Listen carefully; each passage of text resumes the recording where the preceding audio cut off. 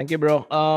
Thank you so much untuk semuanya yang hari ini bisa hadir dan saya sungguh senang sekaligus juga saya merasa I'm humbled bisa ada di sini karena di sini begitu banyak senior-senior saya yang merupakan mentor-mentor saya juga secara pribadi dan kemudian saya diberikan kesempatan untuk berbicara setelah Dokter Bambang berbicara dan itu merupakan sebuah hal yang sangat sulit sekali. Dan saya juga mengucap syukur karena saya di sini dan kalau Anda masih muda, Anda the next leadership dalam posisi apapun, dalam organisasi apapun, kita semuanya yang muda bisa ada di sini karena kita berdiri di atas pundak daripada orang yang lebih dahulu menjadi mentor kita, menjadi pemimpin kita, menjadi gembala kita dan apapun yang mereka perbuat dan investasikan dalam kehidupan kita semuanya. Saya juga hari ini mau menyapa di sini juga ada gembala saya, Pastor Jimmy Untoro, pendiri dari IFJF Global. Selamat malam, Pastor Jimmy. Dan hari ini kalau apapun yang saya sampaikan berguna, itu karena saya siapkan dengan baik. Tetapi kalau ada hal yang salah yang saya ucapkan, itu semuanya adalah kesalahan beliau. Just joking, just joking. Saya mau share screen untuk kita semua hari ini. Saya percaya saya masih belajar bersama dengan kita, saya yakin sekali bahwa ini merupakan hal yang juga dalam hatinya Tuhan. Saya menikah 21 tahun, anak saya yang paling dewasa umur 20 tahun, yang kedua umur 18 tahun, dan saya pun sedang mengalami yang namanya Raising Next Generation Leaders, bahkan di dalam rumah tangga saya sendiri, dan kemudian dalam gereja dan sebagainya, juga saat ini Tuhan bekerja dengan cara yang demikian. Saya mau memulai dengan ini, mungkin Anda ada yang tahu, maaf gambarnya sedikit buram, di 2 kali terjadi sepanjang sejarah Olimpiade Amerika itu kehilangan medali dari 4 kali 100 meter pria relay, lari yang berkelanjutan dengan mereka 100 meter kali 4, mereka gagal 2 kali. Kalau saya tidak salah 1988 dan 2008 mereka gagal meraih emas karena mereka menjatuhkan the baton atau tongkat estafet itu jatuh. Dan ketika jatuh tentu saja ketika gagal maka banyak sekali terjadi blame shifting, menyalahi yang satu dengan yang lainnya. Dan kemudian yang di belakang berkata bahwa yang di depan ini terlalu erat memegang tongkat itu.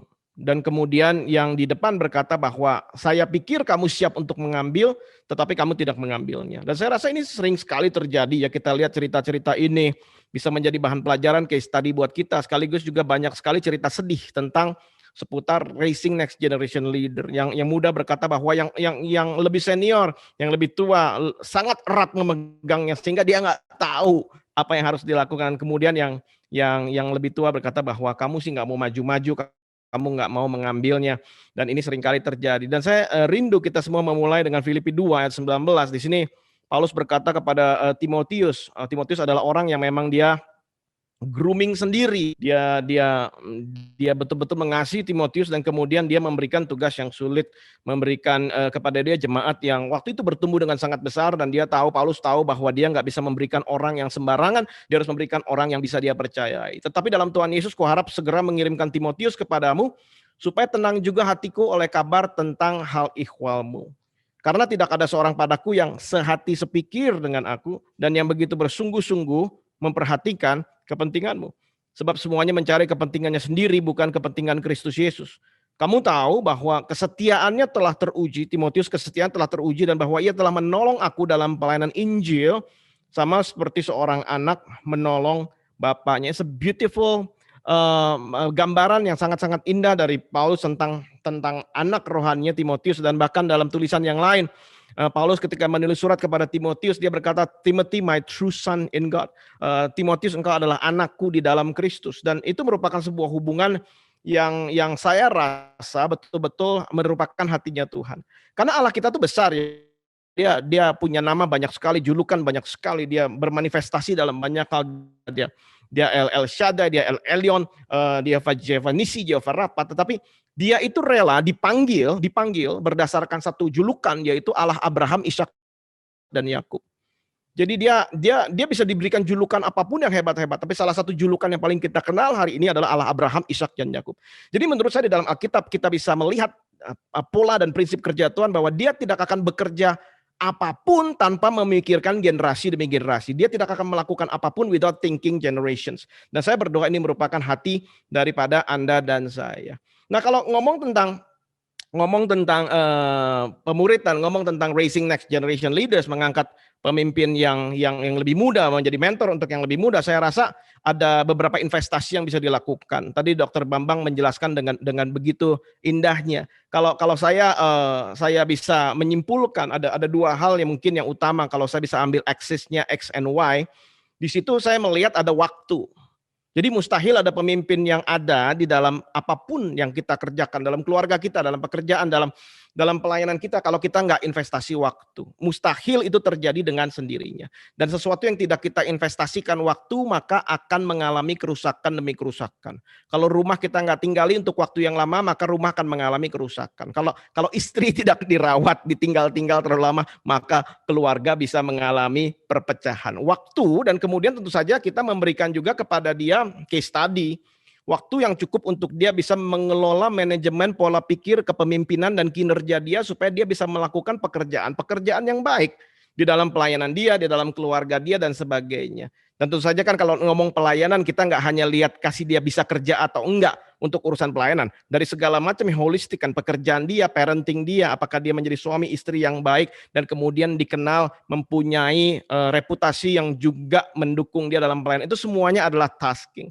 Jadi seringkali kita berpikir bahwa berapa banyak waktu yang harus saya berikan dan apa saja yang harus saya izinkan dia untuk kelola di dalam pelayanan dia. Dan kalau orang yang memberikan waktu yang sedikit dan juga kalau seorang pemimpin memberikan waktu yang sedikit untuk orang yang sedang dia tumbuhkan, orang yang lebih muda biasanya, atau dia juga memberikan tugas-tugas yang seakan-akan ini kamu penting nggak penting, maka ketika itu terjadi, ketika waktu yang diberikan dikit dan task atau tugas yang diberikan itu sangat remeh, maka orang itu adalah orang yang untapped. Dia ini punya potensi yang belum terlihat. Dia ini punya potensi yang baru berupa benih, belum sempat untuk bertumbuh, berkembang, dan kemudian berbuah. Untapped skill, untapped person. Dia ini nggak tahu. Padahal mungkin dia ini mempunyai potensi yang sangat besar sekali. Tetapi juga ada pemimpin yang dia baik. Dia menyediakan waktu sangat banyak sekali.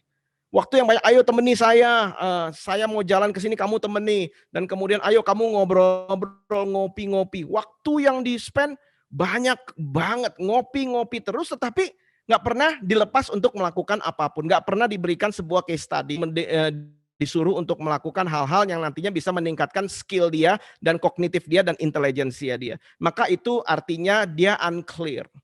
Orang ini yang sedang dimentor, dia unclear, dia nggak jelas. Tugas saya sebenarnya apa di gereja? Tugas saya sebenarnya apa dalam kemuritan? Tugas saya sebenarnya apa di sini? Karena ngopi-ngopi doang dan nggak ada tujuannya, nggak ada juntrungannya, sehingga mungkin di situ mengalami frustrasi. Tapi juga mungkin ada pemimpin yang sedang menumbuh lanjutnya, dia ini task oriented. Pokoknya kamu kerja kamu pokoknya selesaikan ini, selesaikan itu. Tetapi sang pemimpin yang sedang mementor orang tersebut tidak menyediakan waktu yang cukup sehingga unrelational. Dan kemudian tidak punya hubungan, task oriented dan sebagainya. Dan sering kali juga ini menimbulkan frustrasi yang tersendiri.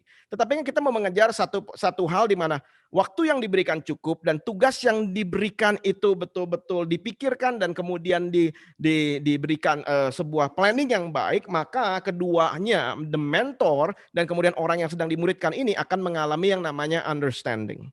Dan ini yang mau kita cari kan, ada sebuah pengertian, ada sebuah kepahaman, tidak gagal paham akan apapun yang sedang dilakukan. Dan menurut saya ujung-ujungnya dari time and task, semua dari kita dalam keluarga, dalam pekerjaan, dalam gereja harus menghasilkan satu hal yang namanya trust.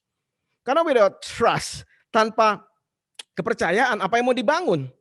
Dalam pernikahan kalau nggak ada kepercayaan apa yang dibangun? Dalam gereja, dalam pelayanan without trust, maka yang terjadi adalah politik dan kemudian kecurigaan seperti yang tadi Dr. Bambang pernah mengatakannya kepada kita. Jadi saya rasa kita di sini juga nggak boleh naif lah ya. Kita mau ada intergenerasional kepemimpinan dan sebagainya. Tapi kita juga nggak boleh naif dan kemudian kita berkata bahwa nggak ada problem di situ. Oh, saya rasa bahkan dari dulu yang namanya generational tension will always be there.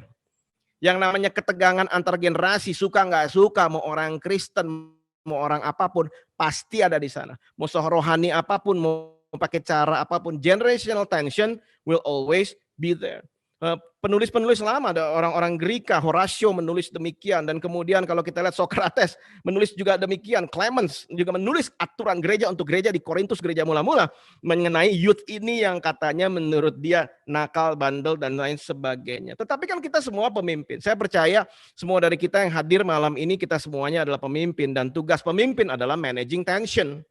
Karena tension itu pasti ada. Tugas pemimpin adalah untuk kita bisa mengelola segala macam ketegangan. That's one of the trait of leadership. Kita adalah orang-orang yang bukan lari dari tension, kita bukannya orang lari dari tantangan, kita bukannya orang yang kabur dari segala macam hal yang ada di depan kita, tapi kan kita mau manage supaya kita menjadi good steward, kita menjadi hamba yang baik.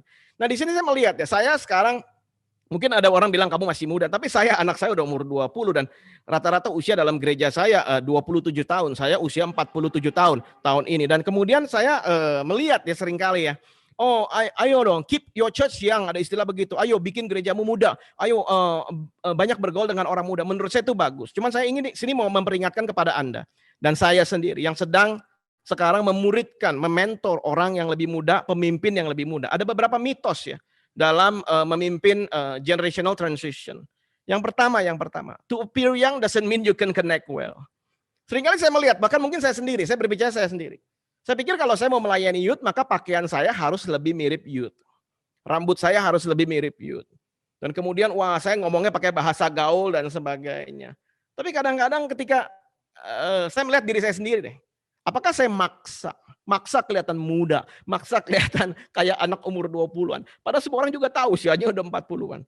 Nah ini yang paling jujur untuk ditanya adalah anak-anak Anda sendiri, kalau Anda mempunyai anak-anak. Saya selalu bertanya kepada anak saya, bagaimana kalau saya berkhotbah dengan pakaian ini? Bagaimana kalau saya berbicara kepada, datang ke dalam satu kelompok kecil dengan pakaian ini dan itu dan sebagainya. Nggak ada yang salah ya, nggak ada yang salah. Tapi anak saya kadang-kadang berkata, "Pa, you overkill, that's too much. Sudahlah Pak, just be yourself, jadilah dirimu sendiri." Dan itu penting sekali. Kelihatan muda, belum tentu benar-benar muda. Saya mau kasih ingat, malah mungkin mau kelihatan sangat pengen kelihatan muda, malah jadi bahasa Ibrani-nya garing. Jadi garing, orang bilang, ngapain sih nih om-om satu nih datang, ngapain sih sok gaul, sok mau nempel, sok mau deket. It's like, just be yourself. Jadilah dirimu sendiri dan mereka akan bisa menghargai otentiksitas dari kehidupan Anda. Yang kedua, tadi pas Dr. Bambang telah mengatakan, your position guarantees respect. Ini bohong sekali. Kalau ada posisi pasti mereka akan menghormati. Ya, karena kita budaya Asia, mereka akan manggut, mereka akan senyum, mereka akan menyapa. Tetapi belum tentu mereka respect, Karena sekarang ini pasar bebas Bapak Ibu. Pasar bebas artinya setelah mereka mendengar dari gereja Anda, gereja saya, jemaat saya, mereka bebas bisa mendengar segala macam orang dari Inggris, dari Australia, dari Amerika Latin. It's free market. Dan kemudian mereka itu menentukan sendiri level respect mereka dan bukan kepada jabatan dan bukan kepada histori apapun yang pernah dicapai oleh saya sebagai bahkan orang tuanya, sehingga memerlukan cara-cara yang lain. Dan kemudian mitos ketiga adalah more time equals building relationship. Dan mereka ini bukan tipe yang demikian ya, kayak anak saya udah besar, terus terang ngomong, untuk ketika mereka lagi ada di Indonesia untuk liburan atau apapun, untuk betul-betul punya quality time dengan mereka, saya harus bikin appointment dengan mereka. Hey, kamu free-nya kapan? Hari Jumat jam 2 sampai jam 4 kamu sama papa, kita pergi jalan karena papa pengen ngomong sesuatu. Bahkan pernah suatu kali saya pernah ajak anak saya yang laki-laki, saya bilang ayo pergi ke Pangandaran sama saya karena saya pengen ngomong sama kamu 2 harian. Dan itu betul-betul mereka mau ada satu purpose, ada satu tujuan. Mereka nggak mau cuman nongki-nongki, nongkrong-nongkrong, ngopi-ngopi. Mereka punya banyak teman, mereka punya banyak hal yang ingin mereka lakukan, yang mereka perbuat, dan kemudian mereka pengen tahu jelas time saya diinvestasikan nanti dalam bentuk apa. Dan saya rasa ini merupakan suatu hal yang perlu kita pikirkan dalam approach kita kepada orang yang lebih muda. Dan kemudian ini mitos yang keempat, yang terakhir adalah my upbringing work for me. Kalau dulu saya dididiknya sama gembala saya kayak gitu. Kalau dulu saya dididiknya sama papa saya seperti itu. Kalau saya dulu dididiknya sama engkong saya seperti itu, mentor saya seperti itu, maka itu juga akan berlaku buat mereka. Saya rasa ini lain ya, ini sekarang kita berhadapan dengan situasi-situasi yang lain. Kita nggak bisa ngomong misalnya kayak zaman dulu, perguruan ini setelah 1.600 tahun kami melakukan ini terus-menerus dan kemudian berhasil. Saya rasa kita masuk di sebuah zaman yang berbeda. Kalau dulu mungkin saya diperlakukan atau itu merupakan modus operandi daripada mentor saya untuk dia bisa membentuk saya, mungkin ini bukan merupakan cara yang cocok. Sehingga apa yang harus kita lakukan sebagai pemimpin? Saya rasa ada 3C yang malam ini kalau saya diizinkan untuk bisa memberikan kepada kita. Sekali lagi saya masih belajar, saya masih menggali ini semua. Yang nomor satu yang orang-orang yang lebih muda yang ingin kita naikkan ke dalam level pemikiran yang lebih matang, mereka tuh butuh satu hal namanya clarity. Segala sesuatu itu harus jelas. Segala sesuatu harus mengerti banget. Kenapa saya harus begitu? Mereka nggak bisa cuma dibilangin, ayo dong, disiplin dalam hal A misalnya. Mengapa saya harus disiplin di dalam hal A itu? Oh, karena dulu saya juga begitulah caranya mentor saya memperlakukan saya. Nggak kena. Karena itu saya senang ya ada satu orang penulis, dia Simon Sinek. Simon Sinek dia menulis, dia ada satu hal yang diajarkan mengenai three golden circle. Dia bilang kan seringkali pemimpin ini kan cuma taunya nyuruh. Lakukan ini, lakukan itu, lakukan A, B, C, D. Dan kemudian kalau memang ada satu level yang berikutnya, maka dia akan mampu menjelaskan how, bagaimana. Tapi seringkali kan kita berhentinya di what. Kamu lakukan ini, lakukan itu, tapi bagaimana cara melakukannya. Tetapi sekarang kita berhadapan dengan sebuah generasi yang mau tahu purpose-nya. Mengapa saya harus dengerin kamu? Mengapa saya harus ikuti ini dan itu dan sebagainya? Why? They don't care about tradition. Mereka nggak peduli banget sih sama tradisi meskipun mereka mau respect, mau cobain. But they need to know why. Dan saya rasa adalah penting untuk semua dari kita leaders always begin with the why. Ajarkan mereka the cause. Kenapa kita harus melakukan ini? Karena mereka ini bukannya generasi yang philosophical, mereka bukan generasi yang gila positional, tetapi mereka ini relational dan rasional. Mereka adalah generasi yang rasional dan juga yang relational. Sehingga kalau misalnya katakan, ayo dong kita semuanya harus memimpin kelompok kecil misalnya, pemuritan. Ayo semua memimpin cell group. I care kalau di tempat kami. Mereka akan tanya kenapa? Dan kita mesti bisa jawab karena ini merupakan modeling daripada pelayanan Yesus. Yesus juga memimpin kelompok yang kecil, 3 orang, 12 orang, mengutus orang 2, dan kemudian 70 orang, dan sebagainya. Dan kemudian kita bisa katakan bahwa ini merupakan model daripada gereja mula-mula, seperti ini. That is the why. Dan kemudian kita bilang bahwa memimpin kelompok kecil lebih sulit loh dibanding memimpin kelompok besar.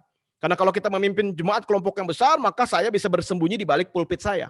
Tetapi kalau saya memimpin kelompok yang kecil, saya nggak bisa ngumpet karena saya harus berhadapan muka dengan muka, berinteraksi dan kemudian kelihatan aslinya seperti apa. Dan saya yakin kamu pun bisa melakukan demikian. Oh, that's the why saya mau. Dan bukannya begini cara memimpin cell group, begini cara memimpin orang, begini caranya kamu multiplikasi. Saya rasa itu nggak kena lagi.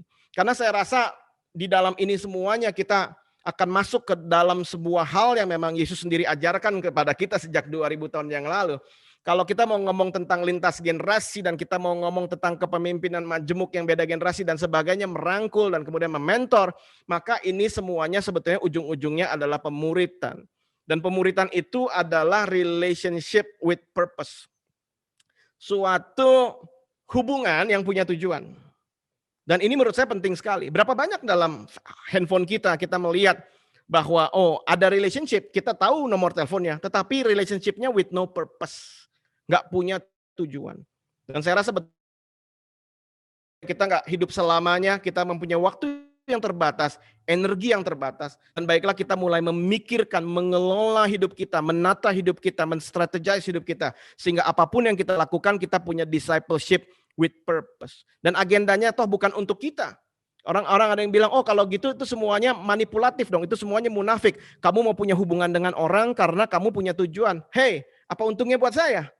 Untungnya adalah untuk the next generation mereka bisa dimuridkan dan kemudian mereka bisa dimentor dan kemudian mereka bisa dibina.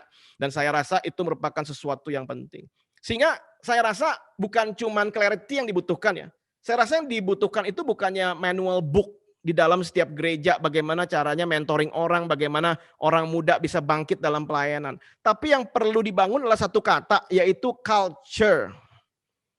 Kalau memang budaya itu sudah ada, untuk memuridkan dan kemudian untuk membuat orang yang lebih muda berani untuk mengambil bagian dan tanggung jawab dan menjadi dewasa, maka saya rasa itu merupakan sesuatu hal yang bisa kita bangun.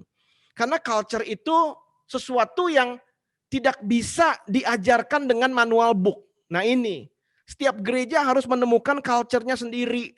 Tiap gembala harus menemukan culture-nya, membangun culture-nya di dalam setiap apapun yang sedang dia jalankan. Contoh kalau kita ke airport, kita kan nggak diberikan buku petunjuk. Kalau kamu mau pergi besok ke Irian Jaya, misalnya ke Jayapura, kan nggak ada manual bagaimana caranya pergi ke Irian Jaya. Tapi kita nyampe ke airport, kita booking, kita check in, kita taruh bagasi kita masuk security dan kemudian kita kalau keluar negeri ada border dan kemudian kita masuk ke dalam kapal terbang. Dan orang cukup untuk melihat dan mengikuti orang lain, maka setiap orang akan bisa pergi ke destinasinya masing-masing. Setiap orang bisa menemukan tujuan dan visinya masing-masing karena culture daripada airport itu sangat kuat sekali sehingga semua orang itu bisa untuk mengikutinya. Jadi saya rasa banyak sekali culture yang ada. Misalnya senioritas itu penting. Tetapi yang senior nggak boleh jadi bottleneck. Misalnya, itu merupakan salah satu culture. Atau culture yang saya selalu ngomong ke leader-leader saya, hey, my commitment is based on your commitment. Kalau kamu komit, saya akan tunjukkan komitmen. Kalau kamu nggak komit, bye-bye. Saya tidak bisa menunjukkan komitmen. Waktu terbatas, tenaga terbatas. My commitment is based on your commitment. Jadi saya rasa itu salah satu hal yang penting. Itu menjadi budaya. Dan kalau kita misalnya ke Jepang, kita nggak bisa kan nanya, kok di sini pakai sumpit sih? Kenapa mereka pakai sumpit? Mana manualnya pakai sumpit? Kita nggak bisa begitu karena di Jepang it's a culture, semua orang pakai sumpit. So culture is when actions are within the subconscious level. Nggak mikir lagi tuh. Untuk memuridkan sebuah gereja, sebuah pelayanan menjadi nggak mikir lagi, subconscious level. There will be no manual sufficient to describe. Pinjem dong manual multiplikasi cell group, pinjem dong manual untuk develop leaders. Anda bisa download ribuan PDF untuk bangun leader, mentor, multiplikasi kelompok kecil. Tapi kalau nggak jadi budaya, maka itu semuanya percuma. Saya rasa. Karena itu merupakan sesuatu yang harusnya menjadi sangat otomatis sekali. Contoh di dalam gereja, dalam sebuah pelayanan gereja. Setiap orang yang bertugas, setiap pemimpin kelompok kecil itu punya namanya shadow, bayangan. Dia sedang mementor seseorang. Dan kemudian kalau ada orang datang ke gereja, pelayanan datang dalam sebuah kelompok kecil, dia akan ditanya, kamu shadow-nya siapa? Kamu bayangan dari siapa? Kamu sedang digembalakan oleh siapa? Kamu sedang dipimpin oleh siapa? Dan kemudian menjadi sangat aneh kalau satu orang pemimpin tapi dia nggak punya shadow. Dia nggak punya orang yang sedang mengikuti. Demikian juga orang ketika masuk dalam pelayanan sangat aneh kalau dia tidak punya mentor. Tetapi itu semua nggak ada manualnya, seakan-akan semuanya tersusun rapi menjadi budaya dalam sebuah tempat tersebut. Karena di sini saya rasa sungguh kita nggak bisa naif karena semua dari kita tidak mungkin ada dalam jabatan yang sama untuk selama-lamanya. Every one of us need to move forward. Dan saya rasa itu penting. Jadi bukannya kita abis ini, saya berdoa pertanyaannya nggak cuma sekedar gimana programnya, gimana detailnya, gimana trainingnya. Aduh, benar-benar memikirkan culture, budaya. Jangan pikirin programnya, jangan abis ini. Saya suka kadang-kadang melihat ya. Mulai hari ini kita adalah gereja yang bergerak dalam pemuritan. Mulai hari ini kita adalah gereja yang memikirkan generasi. Diproklamirkan dulu sama pemimpinnya. Dan kemudian dibikin itu menjadi program gereja adalah pemuritan. Program gereja kita adalah untuk supaya generasi yang lebih muda maju. Hey, pikirin budayanya karena culture it's program for lunch. Sudahlah. Program gimana caranya antri yang benar diprogram dengan baik. Tapi kalau memang bukan budayanya, belum budayanya, mau dikasih tali, mau dikasih tambang, mau dikasih garis, tetap saja tidak antri. Karena budayanya memang belum sampai di situ. Jadi don't announce first. Jangan umumin dulu. Mulai saat ini kita gereja pemuritan. Mulai saat ini kita mau meraih generasi muda. Mulai saat ini kita mau jadi gereja yang lebih bisa terbuka untuk generasi yang selanjutnya dan sebagainya. Hey, ngomong dulu aja ke satu orang, one on one, one to one, small is big. kecil lama-lama jadi besar, small is big. Tumpahkan visimu ke satu orang lagi sampai nangkep, dan izinkan dia melakukan ke satu orang lagi. Small is big, nggak perlu program, nggak perlu manual, nggak perlu booklet. Kalau sudah jadi culture, maka itu akan meledak dengan sendirinya. Usul saya adalah yang ketiga adalah kita cultivate, atau kita betul-betul orang yang mengelola semua benih yang ada di dalam gereja kita, pelayanan kita, semuanya. Sehingga kita bisa melakukan banyak hal yang baik. Dalam cultivate, saya rasa di dalam gereja, dalam pelayanan, dalam keluarga, saya mau punya usul kita membentuk yang namanya 3I ya. 3I itu adalah inspire. Anda nggak bisa membangun kultur di mana betul-betul orang muda merasa didengar, mereka dimentor, kalau Anda sendiri, saya sendiri sebagai pemimpin dalam gereja saya tidak melakukan. Karena Anda tidak bisa memberi apa yang Anda tidak punya.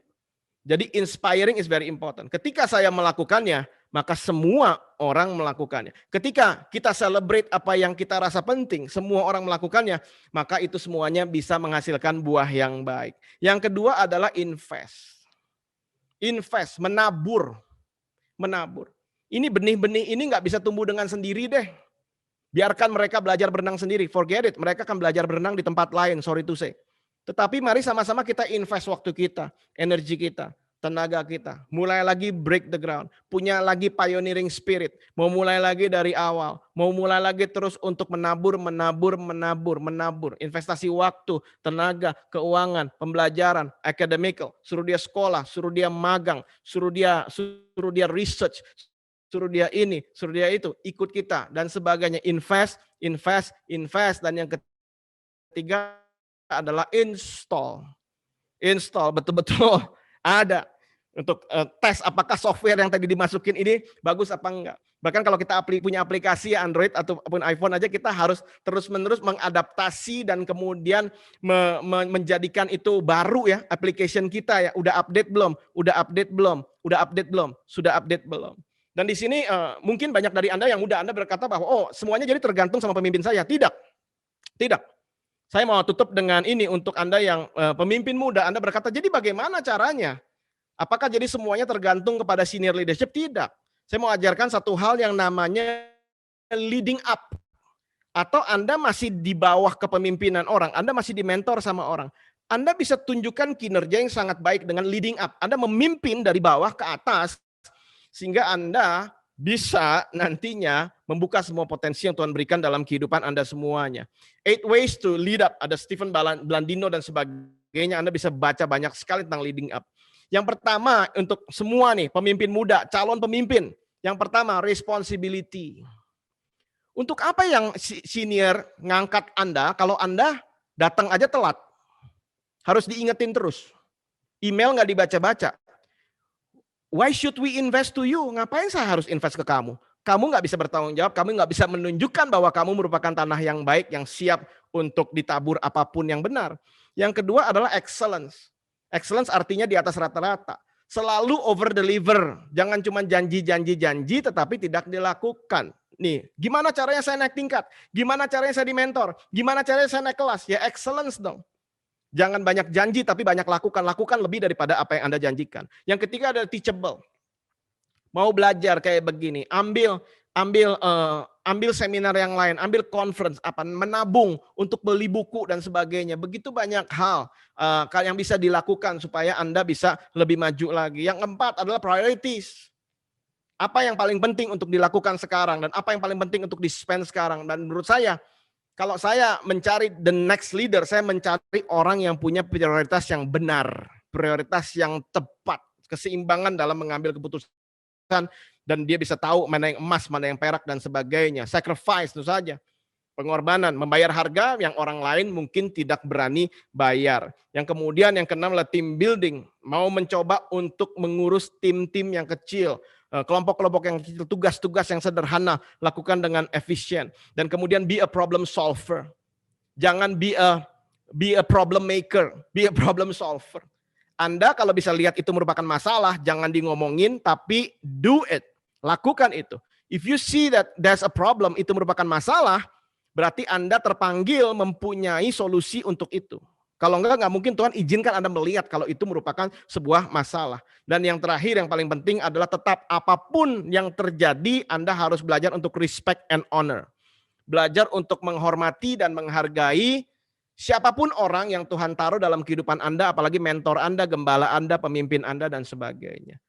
Dan saya mau menutup dengan usul saya setiap gereja. Next generation ini membawa bobot yang berat sekali. Karena mereka menghadapi dunia yang sangat-sangat tidak menentu. Jadi mereka ini butuh runway yang panjang. Semakin besar sebuah kapal, semakin panjang landasan pacu yang dibutuhkan. Semakin lama mereka harus betul-betul meraih momentum sampai kapal itu bisa naik. Usul saya semua gereja di tempat ini, semua pelayanan, semua keluarga, memberikan ruang landas pacu yang cukup panjang untuk the next generation bisa untuk kalau mereka buat kesalahan pun mereka masih bisa take off. Jangan berikan kepada mereka landasan pacu yang hanya untuk kapal capung. Padahal tugas mereka itu adalah Hercules, bawa barang yang besar. Marilah kita sebagai pemimpin semua tempat ini, saya mohon untuk bisa membuat landasan pacu yang sangat panjang supaya anak-anak kita bisa membawa beban yang lebih nantinya punya berkat buat banyak orang. Dan saya bisa akhiri dengan Mazmur 145 ayat yang keempat. One generation commends your works to another, they tell of your mighty acts. Setiap generasi dan ke generasi yang berikutnya menceritakan tentang perbuatanmu yang ajaib. 30 menit saya telah selesai. Terima kasih banyak, Tuhan memberkati kita semuanya.